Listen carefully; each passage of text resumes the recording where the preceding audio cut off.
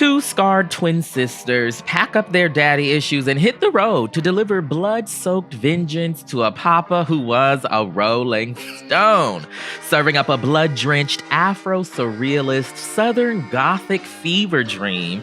Is God Is just might be the blackest movie at the box office thus far this year. Which brings me to my laundry list of questions walking out of the theater. Like, how did Daddy fit all of them yams in them khakis? Please. What was that Canon budget in this production? And how are these girls affording a cross-country road trip after losing their job in this economy? Have you seen the gas prices lately? It's movie day. I'm Ray Love Jr. And I'm Tre'vell Anderson. And we are Seated, the Blackest show about movies.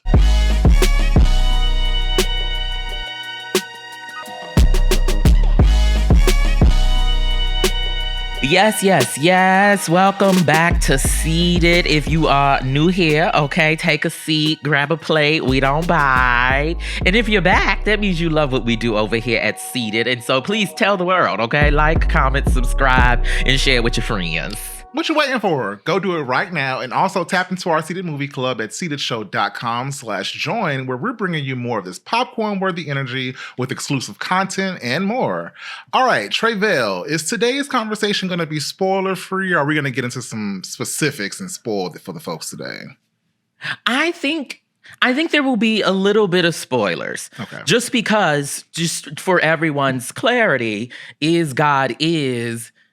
was a play first. Yeah. It's been out in the world for almost a decade now. But we're gonna keep it light. We promise we gonna keep it light. We won't reveal major plot points, though the plot is pretty straightforward and clear I here. would say so. Mm-hmm. But you know, just stick along with us, y'all, okay? We promise we will keep you good so that you can, if you have not seen it, you'll be fine to go see it. And if you have seen it, we will also, tarry with a couple things, I'm sure. We'll signal you. We'll give you a fair warning when we get into spoiler territory, so you have the option to cut off, come back, watch the movie, and then jump into the conversation with us. So let's get this party started, Tre'vell. What we got up first? All righty. Let's start off with our fresh outs. This is our quick segment at the top of the show to do capsule reviews of other movies that we've seen in the theaters. What did you see last week? So we had a conversation as we were planning out our calendar for our episodes. Yes. And one movie we decided to skip mutually was Mortal Kombat II. You want to know what makes a hero? It's not destiny. It's not something you're born with. It's searching for greatness. Johnny Cage, you have been chosen for Mortal Kombat. Then realizing you've had it in you this entire time. Get over here!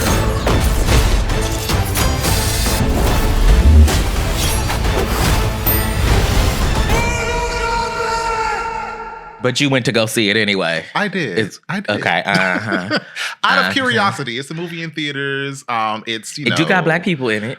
It's a franchise. Yes, and it's a franchise. So I was like, let me give them a second chance because the first one came out. I want to say it was one of the first movies that hit theaters right after the COVID lockdown, and it wasn't good. So I was okay. So we should say, when you say first in this context, you're talking about the first of this rebooted franchise. Yes. Not the not the original Mortal Kombat. Yeah, which we know is based on the video game, which I played on the Sega Genesis. But apparently folks older than me played it on Nintendo.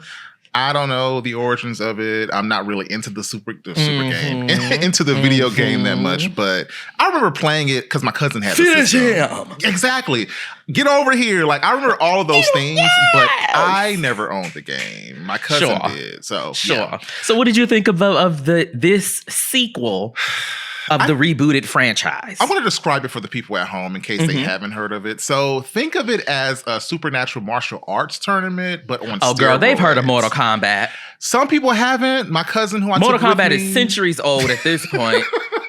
Damn. Oh, I'm sorry. You said your cousin? Yes. Wasn't familiar? She hadn't heard of it. She wasn't familiar with it. How old is she? She's my mom's my mom's like age. So she's like 58, 59, Oh, wow. 60, something like that. So okay.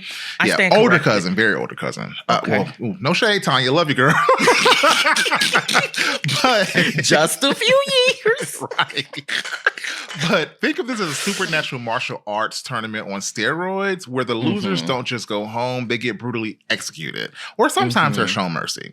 Nevertheless, it's a high-octane action movie based on a famous video game that we've obviously been discussing. And it follows a group of legendary warriors who use magic and martial arts to fight off monsters and tyrants from other dimensions to save Earth, of course, because all of these franchise movies always have to end up trying to save the world in some way.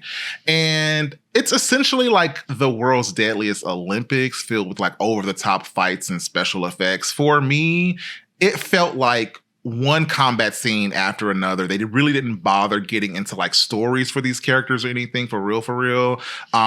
Even having seen the first iteration of this revival, reboot, whatever we're calling it, I was like, I would have appreciated more story here, but it's really for fans of the video game. Like, if you're not familiar with it, you're going to think it's like a really silly movie like my cousin did. So it's one of those, it's like, if you love it, go see it. If you're not into it, skip it. Like, it's not much to talk about here. The two black characters in the film.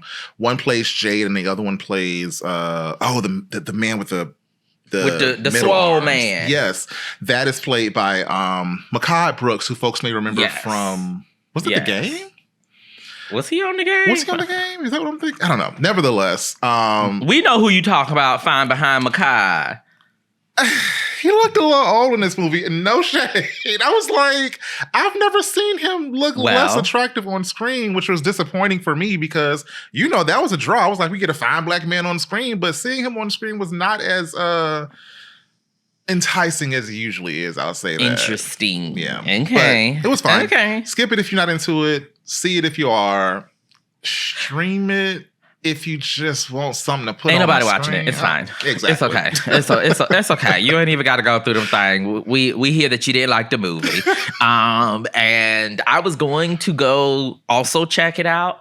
I've been in Chicago for the last week or so. And I was almost bored enough to walk a couple blocks away and go check out Mortal Kombat specifically because there's a black man in it. And I did not. Yeah. So there's that. Shout out to Mortal Kombat though and Mehcad Brooks. I'm glad he's still getting a check. Yeah. Now we're gonna go take a quick little break. And when we come back, we're gonna dive into our review of Is God Is. Yes. Aleshea Harris steps into her feature directorial debut to adapt her own hit stage play, Is God Is, and the cast is absolutely clocking in. Carrie Young and Mallory Johnson star as Racine and Anaya, twin sisters carrying heavy burn scars who get a wild assignment from their estranged, bedridden mother, played by the icon herself, Vivica A. Fox. Mother Dearest has one demand: hunt down the abusive father who burned them, a straight-up menace played by Sterling K. Brown, and unalive him. Something I need to ask y'all to do, but I don't know if y'all up to it. We up to it. We can do anything. We strong. Ain't we strong, Naya? Yeah. I'm gonna keep this real simple for you. Make your daddy dead. Dead. Dead. And everything around him, you can destroy it too. I think he took up with some bitch. Killer spirit. Then the body. Like he did me. Make him dead. Real dead. This sends the girls on an epic Afro-punk style road trip through the Deep South where they cross paths with the likes of Janelle Monáe and Erica Alexander. With a runtime of 1 hour and 39 minutes, Is God is rated R and is now playing in theaters nationwide. All right, Tre'vell, let's warm up this engine by giving the director some. Share with the people what we know about this week's visionary. Come on, Wong. Okay, so like you mentioned, this is Aleshea Harris. This is her feature film directorial debut. But she apparently is theater royalty. The movie is based off of her stage play, which you already mentioned. That was a breakout off-Broadway hit. It won 2 Obie Awards, which is like the Tonys for off-Broadway. For those who don't know, the script went on to be recognized by the American Playwriting Foundation, and got apparently the largest cash prize in the history of American theater for an unproduced play. Wow. And then outside of that, she's done other stage work as well that none of us have ever heard of, respectfully. Because it's theater, you know what I mean? And like, you know, if you're not there and it doesn't pop off, and even if it does pop off, I ain't never heard of no Is God Is prior to, you know, the marketing around this film. Yeah, you're right. But we may have some theater girlies tapped in. We have a cultured body here with the New York girlies. Yeah, okay, maybe. Especially so. I see that the other play she had was titled "What to Send Up When It Goes Down." Did you hear of that one? Maybe What to Send Up When It Goes Down. She says she designed that as a participatory ritual to help Black audiences process and heal from anti-Black violence. So she's known for imbuing her work with more than just entertainment. Yeah. I mean, I wasn't familiar with her either. I didn't get to catch the play. Like, theater is one of those things that, like, if you're not in New York, you're not really able to access it. And I miss that so much about living in New York. But go back. I mean, with the way things looking, they talking about Spencer Pratt finna be mayor of LA, child. It might be New York. You want to go to Mom Donna stand, right? As they're calling it. They living in New York right now. He's really doing some things with his term. So yeah, but I think adapting and directing your own work with Is God Is for the screen, especially in today's times in the movie industry, that's boss energy, and I love to see it. So I'm ready to unpack our thoughts on this movie. So I would love to know what your experience was like going to see this here film, Is God Is. So I saw this movie. If you've all been listening to the show, if you checked out our summer movie preview, you already know that I saw this a couple months ago for like a press screening for Amazon. I saw it at I call it the Amazon Theater, but it is the formal name or old name is called the Culver Theater. It's in Culver City here in LA. But Amazon bought it, and their Amazon Studios, the film side of things, their studio is like right behind the theater. Anyway, I say that to say, and we should note, I think you already said this is MGM Pictures, Orion MGM Pictures. Yes, Orion MGM wasn't MGM Pictures like bought by Amazon or something like that. Like they're affiliated with Amazon. So the that's mess probably of the where media business, child. Everybody buying up everything. But that's probably where you will find this film when it does, you know, go to VOD, on demand, streamable. Anyway, so that's what the theater that I saw it in. And so I saw it with press. Ain't nobody saying nothing. I don't know what the racial makeup of the room was because I cut it close getting in there. But it I will say I had a very solitary experience watching this, which before I even go into my take on the film, I think that is one of the reasons why I personally need to see it again. I think this is the kind of film where having a companion, a friend, a good Judy, whatever, join you, I think would be useful with this picture in particular. What was your viewing experience like? Yeah, I feel that. I saw this movie during a Thursday night preview, as I do with most of these releases lately. And it was a 7:00 showing, so, right after work. And I was honestly a little disappointed at how bare my theater was for this to be, opening night for a Black film with like you mentioned, the Blackest cast that we have all year. And I took my cousin Tanya with me again. And there were maybe a handful of folks in the theater with us. And only one of them in the theater I could identify as a Black woman. And she sat directly behind us. So as things were happening, I could hear her audible reactions that very much so matched my own during very specific and certain scenes in the movie. But I agree that had it been a fuller theater and had more energy in it, it definitely would have enhanced my experience.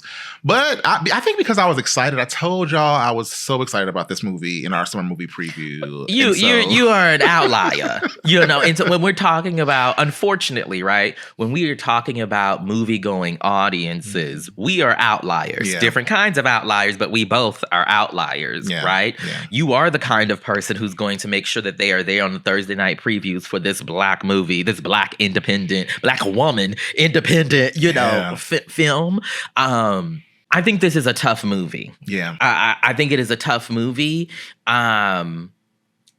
Which is not to say it's a bad movie. I want to make sure I'm making a distinction there. I think it is a tough movie. And I think after seeing the film and comparing it to the marketing that they've been doing, there's some challenges there. You know what I mean? Yeah. I agree. I was like trying to follow the marketing campaign as I usually do with these films. And after seeing the film, now I understand why it was probably a bit more challenging to market this type of movie. The comp that I have for this movie is Queen and Slim for recent energies that feel similar to this movie. Oh, interesting. And I think what made people want to see that movie was because it was coming from a well-known figure with Lena Waithe's name attached, with, for sure.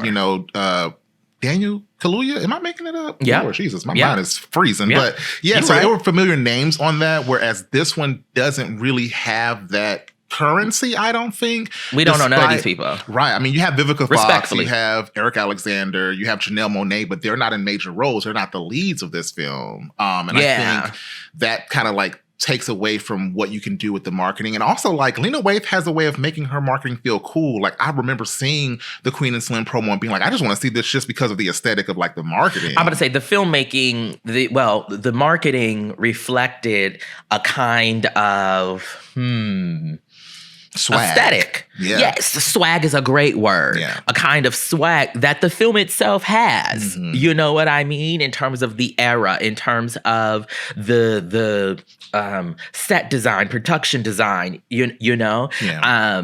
And so back to Is God Is specifically, give me your top line thoughts about the film. What was it? What did it do for you, if anything? I will say that it has like a voiceover that carries throughout the entire film that kind of narrates it in a way. And I think that element locked me into a certain tone. Like, I think people who like reading novels would enjoy this movie because it very much so felt like reading a novel to me. I don't know why this came to mind as I was leaving the theater watching this, but when I was a kid, I used to read this series. And when I say kid, I mean like preteen, that era, that age when you're reading books that you probably shouldn't read, but like YA books. There was a book series called God Don't Like Ugly.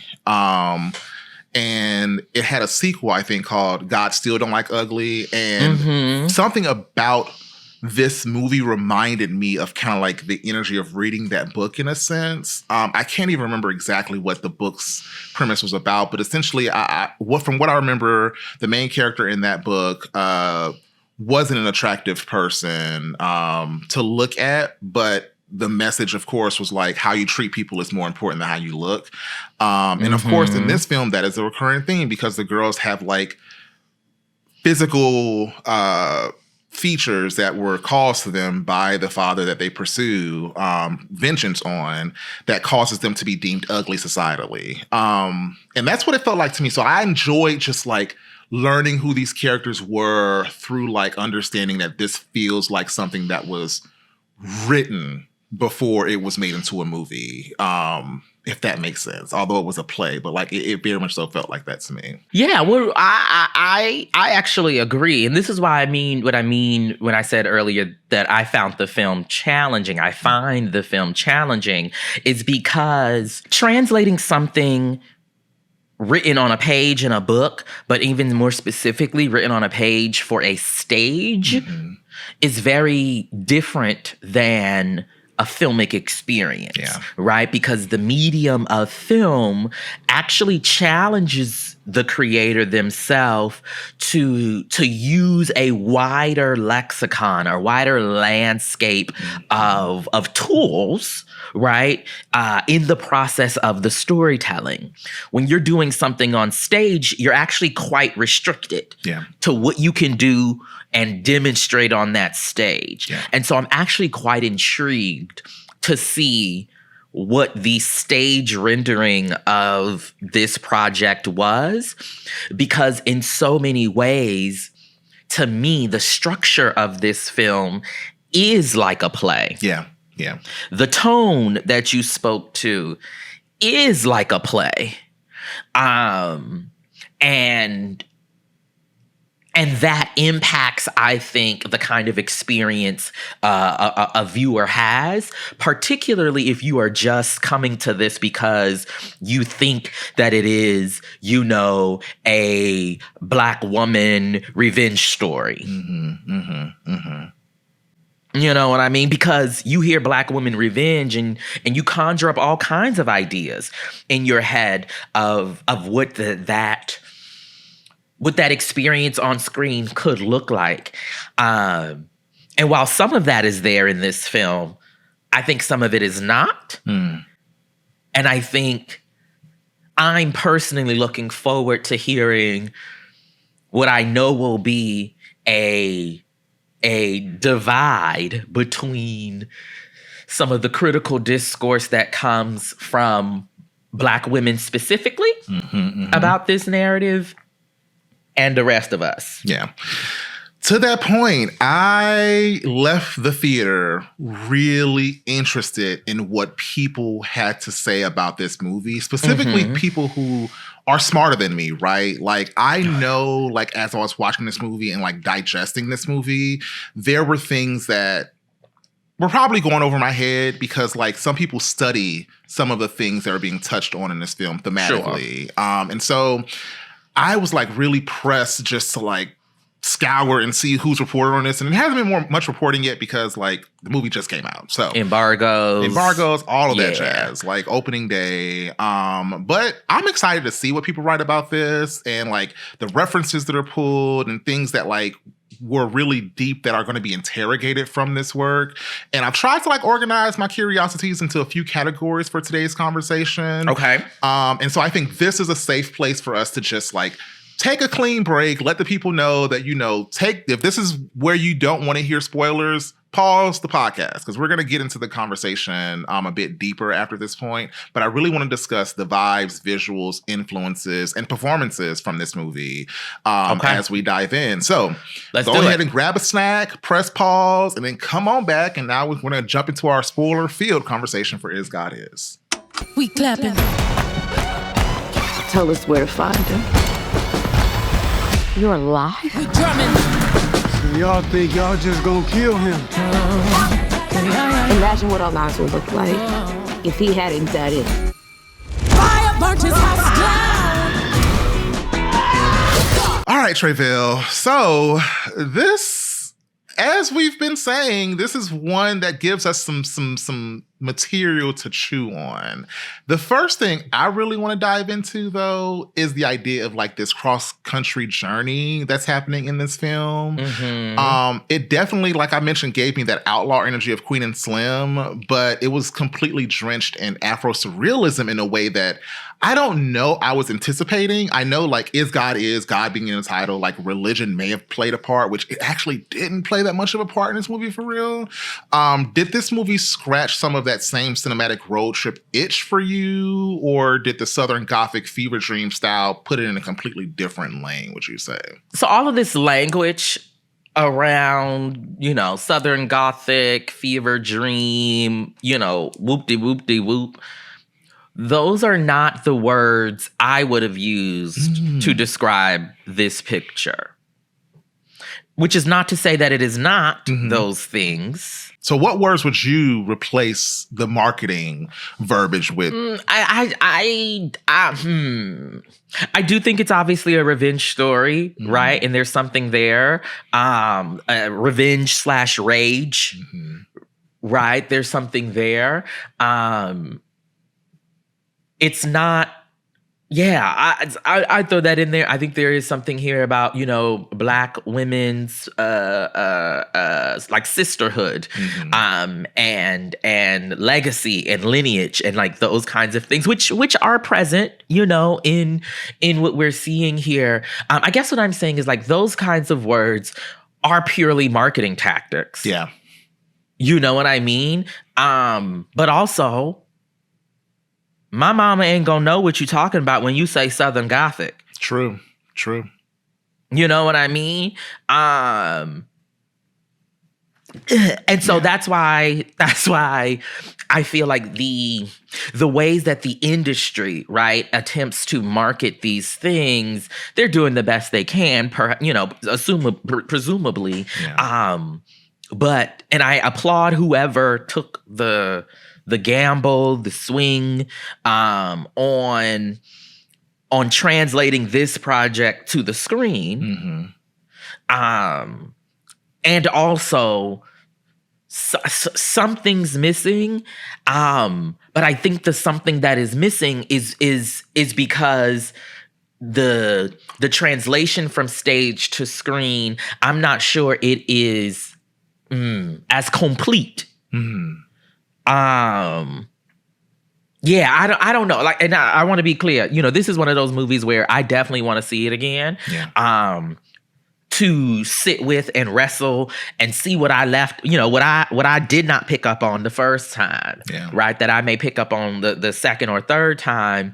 That helps build out the world and the context for what we're seeing.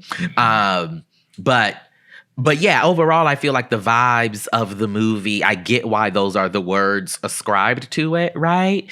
But yeah, I feel like I'm rambling, but it just, those words are all correct. And also, I feel like they simultaneously don't feel like they hit exactly what we experienced on screen. Fair. So speaking of like the experience on screen and kind of like what we're seeing play out, let's get into the casting, because you mentioned in our summer movie preview, you were like, I don't think there are any white people in this movie. So I went in specifically looking for white people, and there is not a single white person in this entire film. This story exists in what I would say is an unapologetically and exclusively Black universe. For you, how refreshing, if it was it to watch a film where the conflict isn't about navigating white supremacy or racism, but just straight up mess and like revenge, Shakespearean family drama, if you will? Yeah, I mean, listen, I love a movie that ain't got no Black people. I mean, ain't got no white people in it. You know what I mean? Yeah. It reminds me of Moonlight, right? If I'm not mistaken, Moonlight has no white people in it either. Yeah. And it being such a huge deal. And the reason why I, as somebody who has covered this industry for 15 years, notes a thing like that is because, as we discussed on our You, Me, and Tuscany episode, it is a recurring refrain that Black creators in Hollywood hear, right? In terms of feedback on their work, that it needs to have a white character in it for white people, for the broader dominant audience to be able to latch on to a thing. And so that is why it sticks out to me when I see it, because what that means is we have a project that has been able to overcome, right, or resist that kind of I'll use the word co-opting that sometimes happens with the narratives that come out of our minds directly as Black creatives. And so I won't say that it was refreshing or not refreshing, but it was something that stood out to me. And I did like how contained and specific, right, the thrust of this story and journey was. Yeah. If that makes sense, because it's a specific world, right, that they're creating and crafting that has flourishes of the worlds we are familiar with, right? And the cast. I think there's two different conversations between our main cast, which is the two Black women, Kara and Mallory, and the people who I will consider legends, right? In terms of this acting thing. So that's Vivica, that's Erica, that's Sterling K. Brown. Not Janelle. Oh, well, but yes, Janelle. I have thoughts on her performances, so we're going to get into that. But yes. Okay, go. I, to your point about like it feeling like we were in a specific world, there were actually opportunities where I can see a studio in a different circumstance inserting white characters. And I think the choice not to was also really smart because it shows, I think, or unveils the classism that exists within us culturally. Like Black people, we have like ways that we can be our social ladder has dynamics to it that I don't think really get allowed room to be fleshed out when you put a white person in a space, because then it becomes, oh, this is because of the white man or the white system. Whereas here, for instance, spoiler, there's a moment when they lose their job. And I was like, oh, they're in an office space. Clearly this is going to be what the white people are. But no, the person that ends up making the sister feel ugly is another Black woman. And she's working and she's presented as like a professional, and her little scarf falls, and like that could have been a white woman. Another white person could have been the boss that fires them that works at the company. And it's like, if those two characters were white, that would have been a different narrative and would have felt like a different story just with those switches in itself. And then another character that could have been white was the lawyer that they seek out at one point. Like I was like, in another world, this would have been a white man. And imagine how different of a experience or story that could have been if those small changes happened. But I was so glad that we were able to sit in this. Like, no, these are all Black people who are kind of like inflicting these experiences, or you're experiencing this moment with. I can see how that had the impact for you. To me, though there are no white characters, these white supremacist ideals are still, at work. Yeah. In so many different ways. And it's particularly in that scene you talked about with the Black woman, judging and reacting in the ways that she did to Mallory's character, I believe, is the one who is most transformed by the burning that happens. But yeah, I completely understand and hear how those intentional casting choices to keep it as Black folks hit different for an audience member as opposed to a white situation. And I imagine that is also an extension of the play. I'm just assuming as well. Yeah. I kind of like teased my feelings on Janelle Monáe's performance. You hated it. You hated it. You said, why is she here? You said, this is not Knives Out 2. What are we doing? Which I have thoughts on that too, but that's not why we're here. That's why I brought it up. You didn't like it. I see her attempt at doing these different types of characters and the work she's trying to do through character work, but I'm never, not never. The character is thin. We should be clear. Yeah. Her character is written thinly. Almost like a Stepford wife in a sense, but like, because we're dropped into that so quickly, there's no time to like really understand it. And I think that may have had something to do with it. In a way that I thought Erica Alexander's character was written and paced in a way that I was like, I got it. Which I don't know. She was given more to play with. She was, I was gonna say, she was given more to play with too. Yeah. To your point. Yeah. But a character that like I knew I would be impressed by, but like didn't know that the levels or the choices that were going to be made with his character was Sterling K. Brown. Because for much of the movie, we don't see his face. With the yams. Them yams. Them cakes was caking. Anyway. Please cut it out. For much of the movie, they pretty much like Wizard Kelly him when we're not seeing his face. It's just like, Wizard Kelly is so jaw. Funny. Come on, reference. Yeah. Of course, But we're seeing like his lower jaw, his back, like, he's out of frame for much of it until it's time for like his big moment in the film and his like reveal, I guess, of sorts. And man, his turn and then his turn again was so interesting to me. I was like, this is why this man is who he is. Like, it was such a good performance to me in a way that I was like, I am glad that we didn't see him, no shade, in a scene with Vivica Fox or Janelle Monáe, because I think you would have saw the spectrum of just like choices as actors. First of all, don't be disrespectful.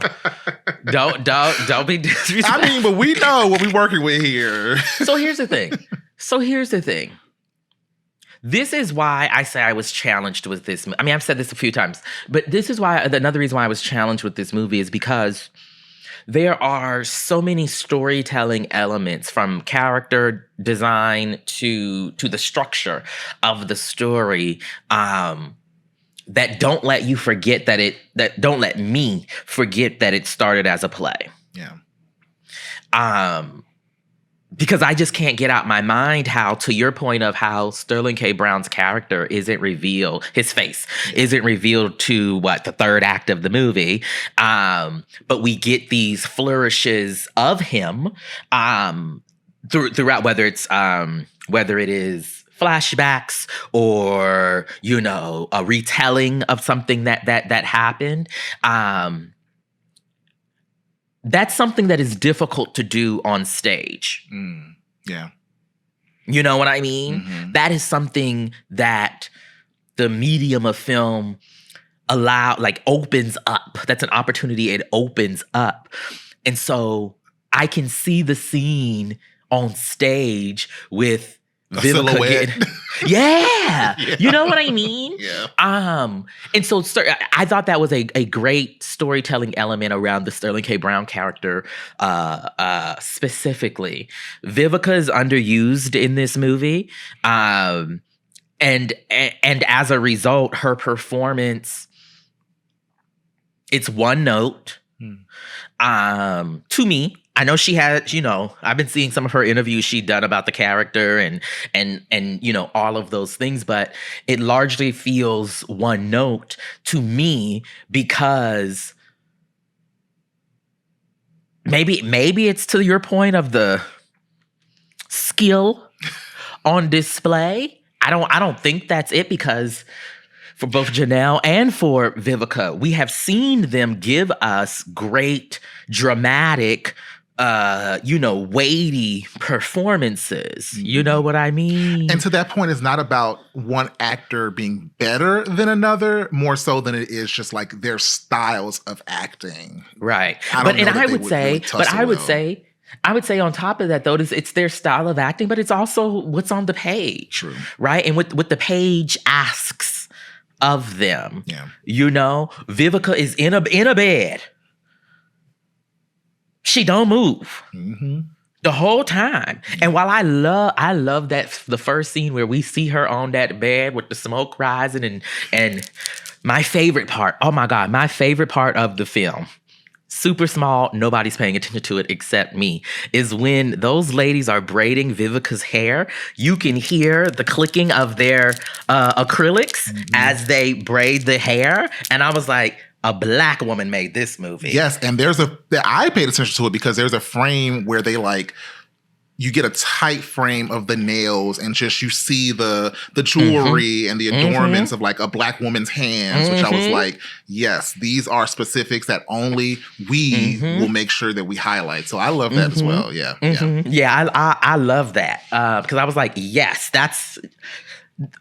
there are so many ways that you see the intention show up in this narrative, right? I'm even thinking about, and we can move on beyond performances after I mention this, but the two leads who we haven't spoken a lot about, right? Cara Young, Mallory Johnson. I'm not familiar with either of them. prior to this, I don't believe. Yeah, Carrie Young is a Broadway actress, I believe. Right. Right. So, yeah. Well, I just say this to say one of the reflections I had immediately coming out as well was one of their performances is stronger than the other, but that's also because the character is stronger than the other. Yeah. And so Cara Young's performance, I was like, okay, I see it. Yeah. You know, I'm in it. And then there were moments with Mallory's performance where it felt caged. I'd say maybe, yeah, and maybe that's maybe that's intentional, right? Because now that I'm thinking about it, for the first 2 acts of the film, 2 out of the 3 acts of the film, that's what I, cared less for in Mallory's performance. Mm-hmm. But once the turn happens with her as well, then I felt like there was something more we got out of the character and out of her. In the words of K. Michelle and her run on Real Housewives of Atlanta, she gets activated after that turn.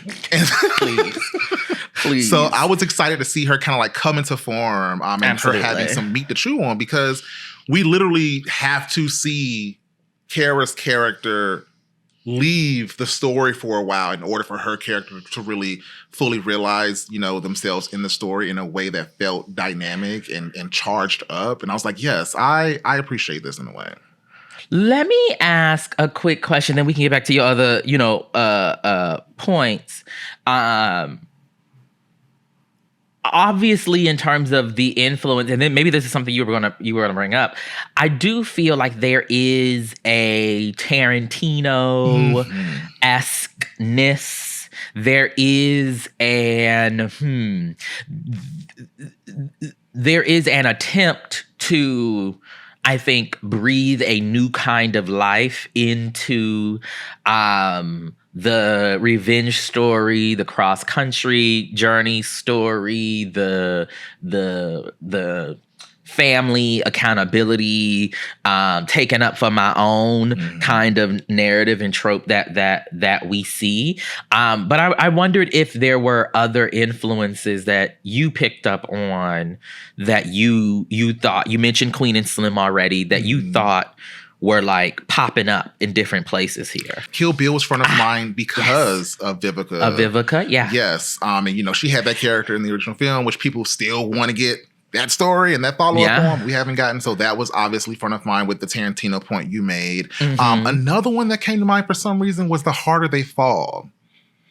There were some notes in there where I was like, I'm feeling energy from that movie. I also appreciated the scoring that was happening at moments. There were times where the score would revert to this stringy acoustic guitar moment that, of course, sent me back into my Sinner spiral. And I was like, ooh, this has that like bluesy Sinners.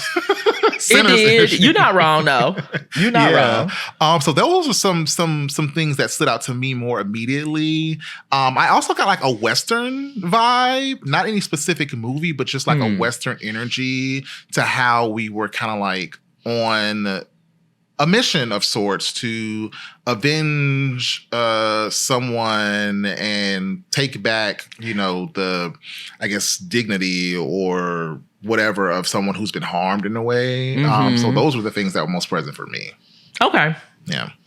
Coolio. What other thoughts, takeaways, feelings you have? I can go all day on this, but I do. I think this is a safe place to kind of like round out the conversation. And I want to get into like takeaways or just like timeliness of this movie. And I think we're in an era now where Black women are collectively exhausted by having to be the bigger person or like battling that strong Black woman narrative.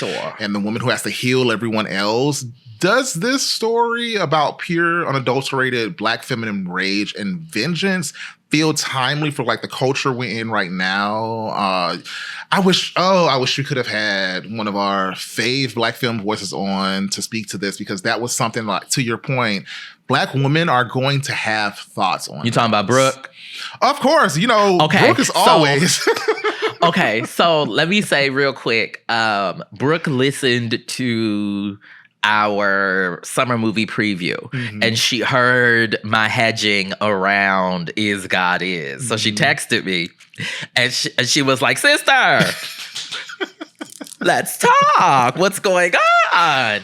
And I gave her some of the thoughts that I shared with you all today. What I will say is that, you know, Brooke is the kind of film critic who, because she runs her own project, she, you know, is, you know, I would say a legend in this film criticism industry. You know, Brooke will watch a movie 2, 3, 4, 5 times before you read her work on Black Girl Watching. And I deeply appreciate that approach to film criticism. And I told her, I was like, girl, I don't want to engage in this conversation with you yet, because I know you done seen it 3 times. Yeah. And so I know you got a lot over there, okay? And I know that I need to see it again. And so I say all that to say, I'm looking forward to what she puts out on Black Girl Watching. Yes. Make sure y'all subscribe to the Substack, because I know that it is going to be exactly what we need to help us further round out this discourse. What I will say in terms of my overall takeaway is that, like, I'm glad this movie exists. I hope that people support it. Because I love a movie that is challenging. Yeah. I love a movie that I leave out the theater and I'm like, I liked it mostly, but what about that thing over there? Yeah. Because to me, the main thing is I felt like the motivation for the daughters and their relationship between their mother, Vivica's character, and how they end up on this journey towards beating the shit out of their daddy.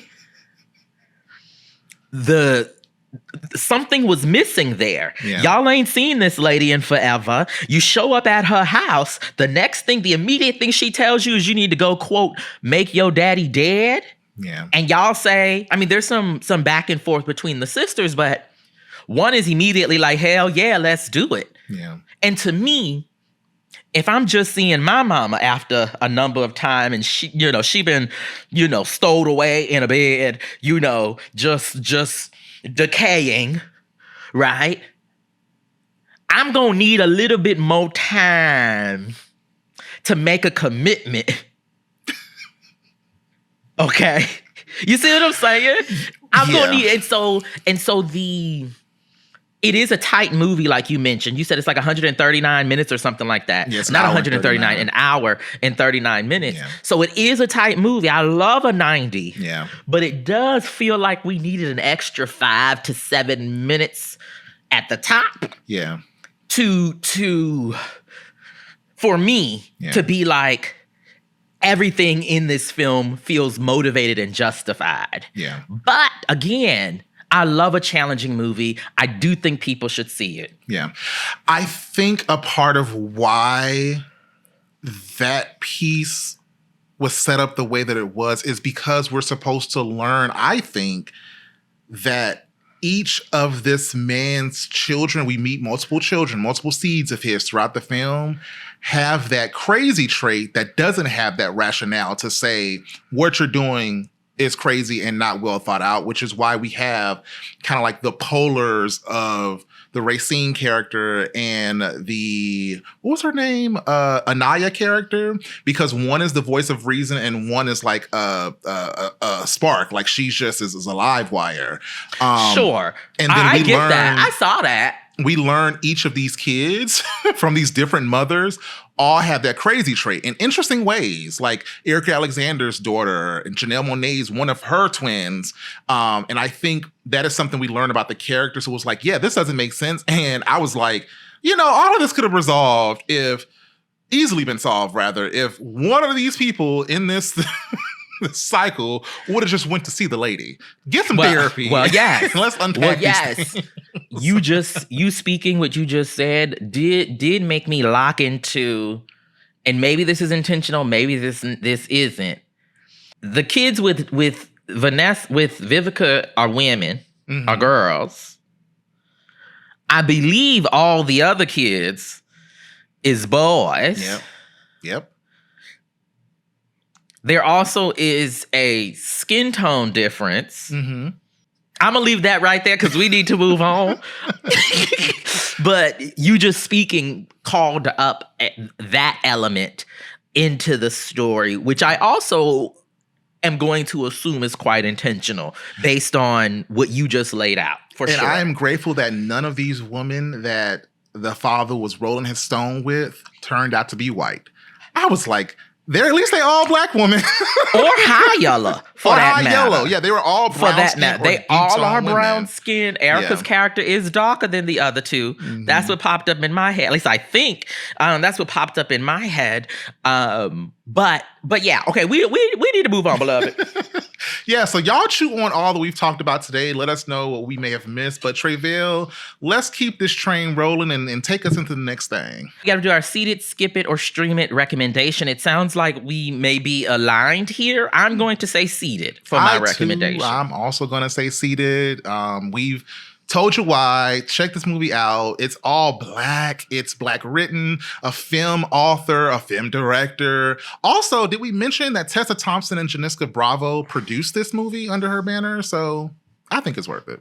For sure. Yes. Okay, go to our critic spotlight. So the tomato meter, the critics really enjoyed this movie. It's at about a 98% as of our recording, which huge, as we talked about. And the Letterboxd rating currently, so, we can assume this is more general public, is at a 3.7 out of 5 stars. Mm-hmm. And I think both of those feel accurate to me. Same. I came in at about 4 stars out of 5 for this movie. So yeah, I think we're on par. And I will say, I hope more critics see this, because looking at the demographic here, we only got about 49, 50 reviews in for this movie as of today, which is opening day. I don't need no more people to see it. Respectfully. I want more black women to see it. I really want more well, let's black be critics to specific see it. when we say that. Yes. But I think a lot of them have seen it, and we're just waiting to see their work come out about it. And we ain't rushing, y'all. Take your time, slow cook this thing, let it marinate, and give us that rigor that I really appreciate in reporting. Well, we will call up Brooke Obie and see what she got on the line, okay? Because no shade, not everybody gives you rigor.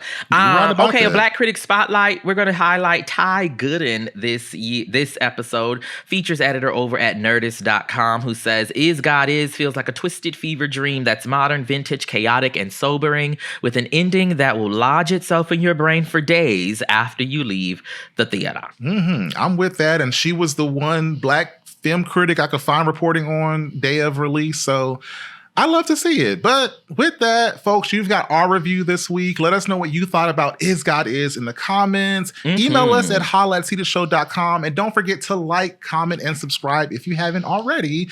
And of course, join the Seated Movie Club over at seatedshow.com/join. Yeah, what he said. We're going to take a quick break and we're going to come back with Black Cinema Games. Back again, and now it's time for my favorite segment this week and every week, Black Cinema Games. Pew, pew, pew, pew. All right, Tre'vell, so this has been definitely one of those movies that has hella themes in it, and I really want to find a way to have fun with this week's game. So I'm calling this week's game Canon Cousins. Okay. So I'm going to give you a movie that shares thematic DNA with Is God Is. To help you out, I'll give you the release year, a quick boilerplate of the plot, and what the shared DNA is with Is God Is. And you give me the title. So does that sound good to you? Let's do it. Let's dive in. All right, so we have 5 cousins. I'm going to tell you what the cousin descriptions are, and then I'm going to give you the clues. Let me get the clues out so the people at home can play along, and then you can guess. I'm sure you'll probably, knowing how that brain works for yours, you'll get it in the first clue. But I want the folks appreciate the vote of confidence, but okay, go for it. All right, cousin number 1, we're calling them the poetic cousin. The release year is 2010, and the boilerplate reads, an ensemble of women navigate a series of interconnected tragedies and triumphs, eventually finding God and a sense of holiness within their own self-worth. The DNA tie-in for this movie is that this film elevates the collective pain of Black women into a mythic divinity, mirroring the twins' belief that their mother is a holy authority who has officially run out of patience of her abusers. Can you guess the film? Girl, so where my mind went, which I don't think this is it, but the only thing in my mind that I can think of, is For Color Girls. Yes, it's For Color Girls. I wanted to start easy to get your juices flowing because I was like, Tre'vell can get this if we walk them up to it. Okay, let's go. Let's keep going. All right, 1 point on the board. Moving right along. Feeling good? Let's do it. So cousin number 2, we're calling this cousin the Southern Cousin. This movie was released in 1997, and the boilerplate for this one is in 1960s Louisiana, a young girl discovers her father's infidelity and turns to a local mystic to place a death curse on him to protect her family. Can you guess the film? Yes, I can. This was going to be one of my comps because this popped up in my head when I was watching Eve's Bayou. You got it. Eve's Bayou. I love that movie. It was definitely the first thing that came to mind as soon as the screen came up. I was like, oh, this is Eve's Bayou coded. All right. You got 2 points on the board. Absolutely. Cousin number 3. We're calling this the Resilient Cousin. Resilient. This film was released in 1993. The boilerplate, the legendary biopic of Tina Turner charting her rise to stardom and her grueling, courageous journey to escape the violent control of her husband, Ike. The DNA tie-in. This provides the harrowing blueprint for the mother's domestic survival, serving as the scarred foundation for the divine rage she eventually passes down to her daughters. Can you guess the movie? I know you can. What's love got to do with it? Got to do with it. All right, you 3 for 3. We're going to keep this train rolling. Period. Look at that. Cousin number 4. This is The Thespian Cousin. This movie was released in 1961. The boilerplate, a Chicago family awaits a life-changing insurance check following the death of the patriarch, leading to an internal war over how to invest in their future and dignity. The DNA tie-in, both stories use their theatrical bones to prove that the most explosive battles for dignity are fought within a family, suffocating under the heavy shadow of a father's sins and the debt he left behind. Can you guess the film? I think this is wrong, but I'm going to say A Raisin in the Sun. You got it, Tre'vell. Come on. That was the hard one. Like, I wouldn't have got that, but you got it, girl. I know that's right. All right, you got 4 on the board. We just got one last cousin to figure out. Cousin number 5 is The Vengeful Cousin. Okay. The release year is 2012. The boilerplate, a freed man and a bounty hunter embark on a blood-soaked mission across the South to rescue his wife from a brutal plantation owner. The DNA tie-in, it provides the blood-splattered spaghetti western DNA for a righteous quest that turns the get back into a stylized family reunion where the only thing on the menu is cold retribution. Can you guess this movie? 2 words in the title. Oh, shoot. Oh, no, because, Django Unchained. Yes! You got a perfect score this week, Tre'vell. Shout out to you. You are the winner of Black Cinema Games, as usual. But yes, this was I love the cousin game. We're going to have to run this one No, this back. was great. Yes. This is great, and particularly because I got them all right. Yes.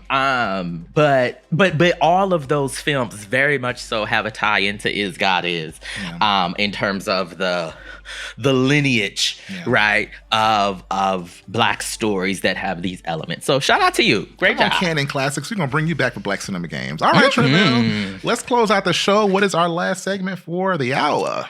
Our last segment is Good Vibes Only. This is where we leave you all with some recommendations to keep your good vibes great. Okay? I'll start. My recommendation is a new music, new album that has come out from the Grammy Award-winning star, Bernarr.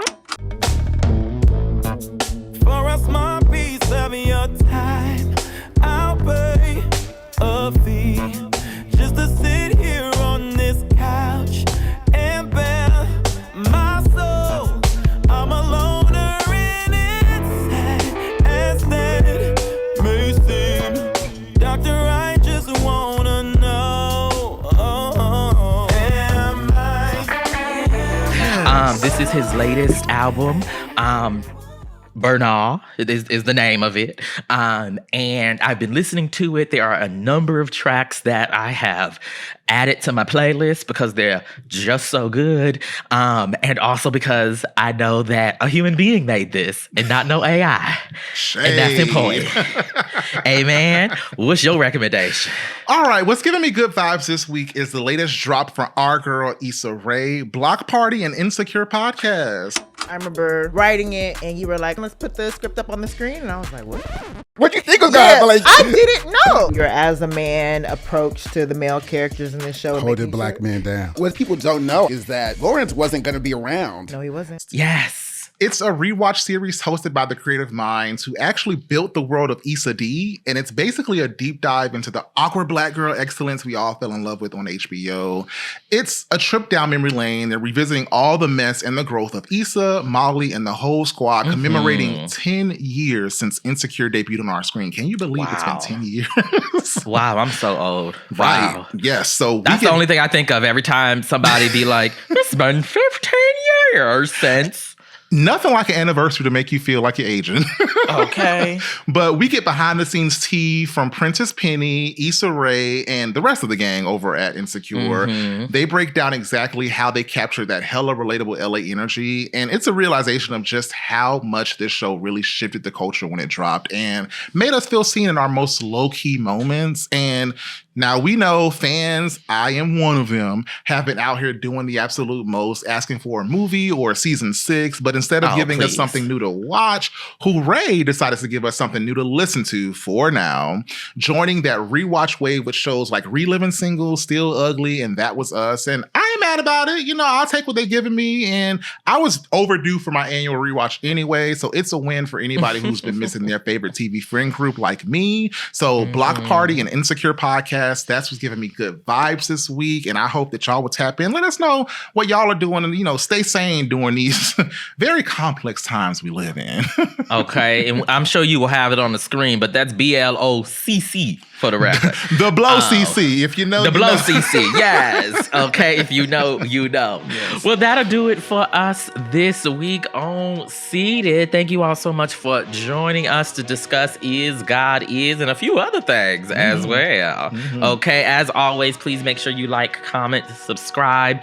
Those are the best ways to help our show continue to build and find, you know, like-minded people who like these kinds of conversations and this kinds of, you know, cultural criticism and a deep rigor that we are trying to bring to the Black movie-going experience. Absolutely, and I'm going to evoke the energy of our sistren over in the media space, B. Scott. Back in their day, they would do this thing called Tap Your Neighbor Tuesday, where on Tuesday they would say to share their material with someone that will love this. So when Tuesday rolls around, whenever you listen to this, tap your neighbor and tell them to listen to Seated and tap into our Seated Movie Club at seatedshow.com/join. And we're going to see y'all next time. Thanks for joining us, and we will holla at y'all on the flip.